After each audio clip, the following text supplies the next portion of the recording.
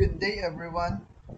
We are the group 3 and today. We are going to discuss the introduction to usability. Our group consists of me, Alcantara, Chavez, Villarmino, Barbunco, and Maurion. So first, let us define usability. So what is usability? Usability refers to the degree to which a product, system, or interface allows users to perform tasks effectively, efficiently, and satisfactorily in a specific context. It focuses on how easy, intuitive, and supportive the design is for the user, rather than how impressive or complex the system appears. Usability is a core concept in human interaction, human computer interaction.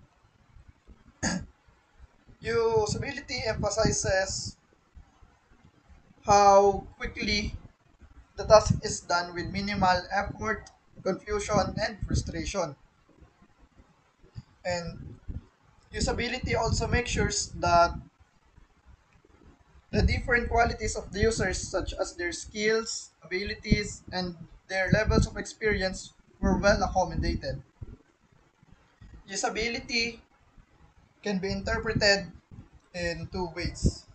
So first, usability as quality attributes. When viewed as quality attributes, usability is a measure of how well a system supports user performance. These attributes determine whether the design is effective in helping users accomplish tasks. The expanded key quality attributes were first, the learnability. Ito ay yung kung saan gaano kabilis matutunan ng user kung paano gamitin yung ating system. So, sunod naman is efficiency. Ito yung once na alam na nila kung paano gamitin yung system, so gaano nila kabilis na ma-accomplish yung mga tasks na gusto nilang gawin. So, second and third pala is memorability. Ito yung after some time na hindi nila nagamit yung yung system, nagagawa pa at gusto nila bumalik na gagamit pa ba ulit nila na maayos yung system. So, the fourth was the error frequency and recovery.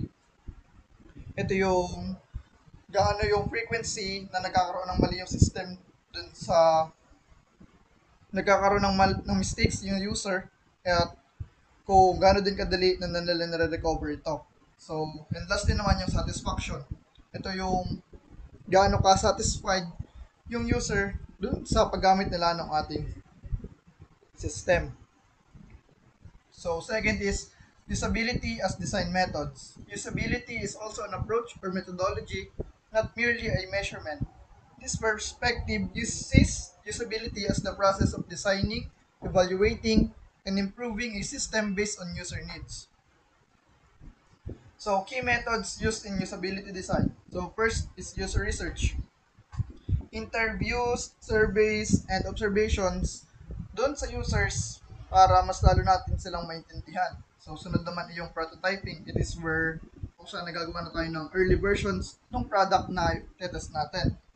And third is the usability testing na kung saan tinetestahan natin yung kung gaano ka-usable yung ating system. And heuristic evaluations, ito yung kung saan tinetest na natin siya dun sa experts based on the Nielsen's 10 heuristics. And fifth is the iterative design na kung saan ito ay yung isa siyang iterative cycle na kung saan mula dun sa design, test, and evaluate, and sunod naman na yung redesign ulit. And lastly is the task analysis. So, sunod is usability versus experience. Usability versus experience.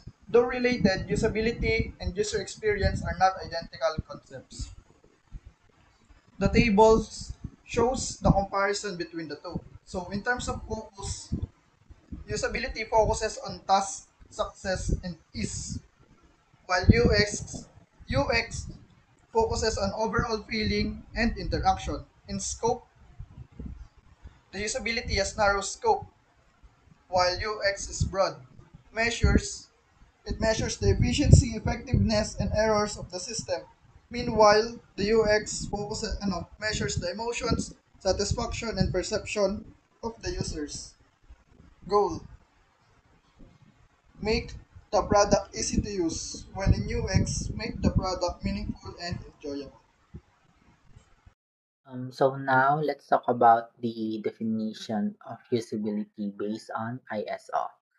According to the ISO 9241-11 standard, usability is defined as the extent to which a product can be used by specified users to achieve specified goals with effectiveness, efficiency, and satisfaction in a specified context of use.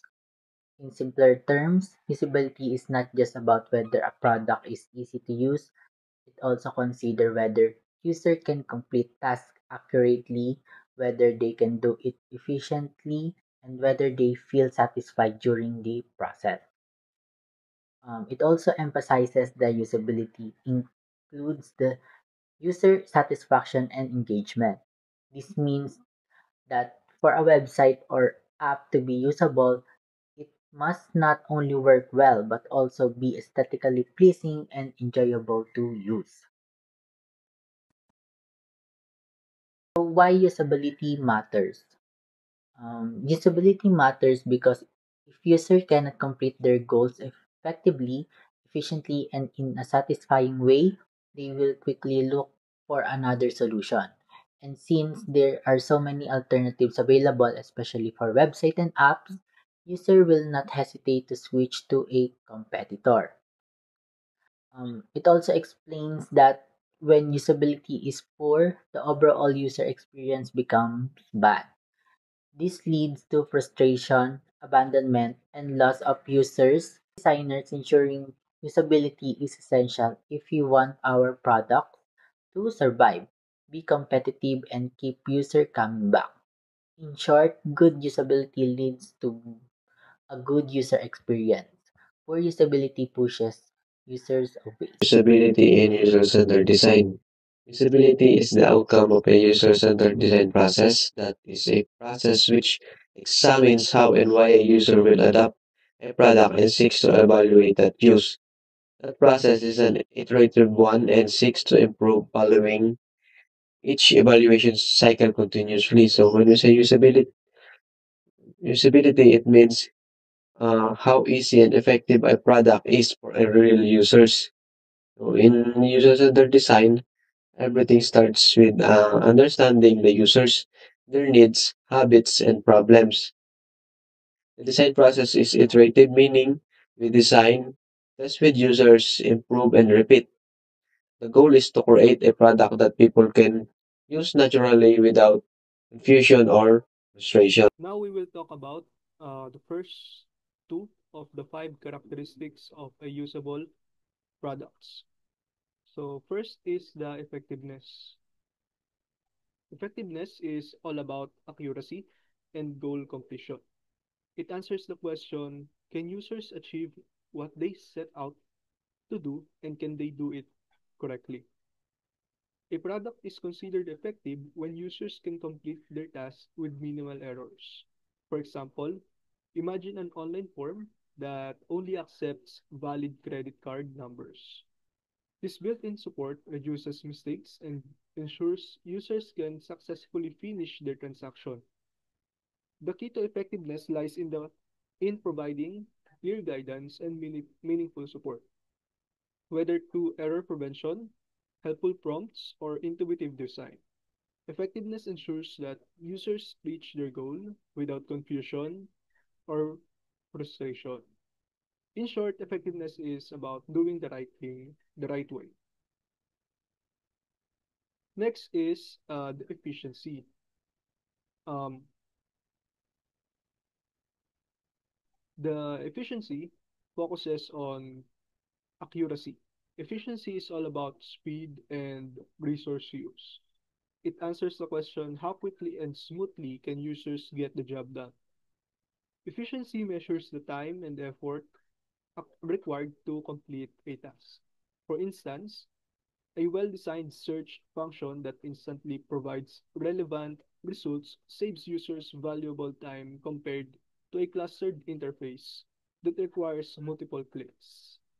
From a usability perspective, Efficiency is about streamlining process, removing unnecessary steps, reducing waiting times, and ensuring that users can accomplish tasks without minimal effort. In short, efficiency is about doing things fast without wasting time or energy. So, to summarize, effectiveness ensures that users can achieve their goals accurately, while efficiency ensures that they can achieve those goals quickly. For this slide, so engagement focuses on how pleasant and satisfying a product is to use. So users should feel comfortable and motivated while interacting with the interface. So while aesthetic help attract attention, engage goes beyond appearance. It includes having a clear layout, readable typography, and simple navigation steps.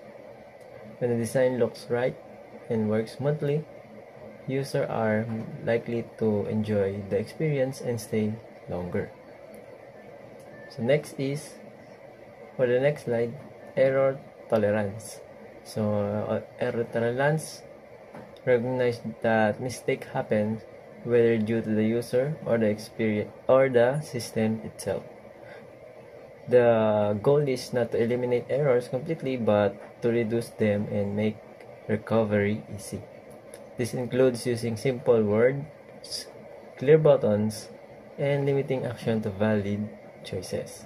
Features like undo and redo help user fix errors without stress. A product with strong error tolerance feels safer, more trustworthy, and more supportive.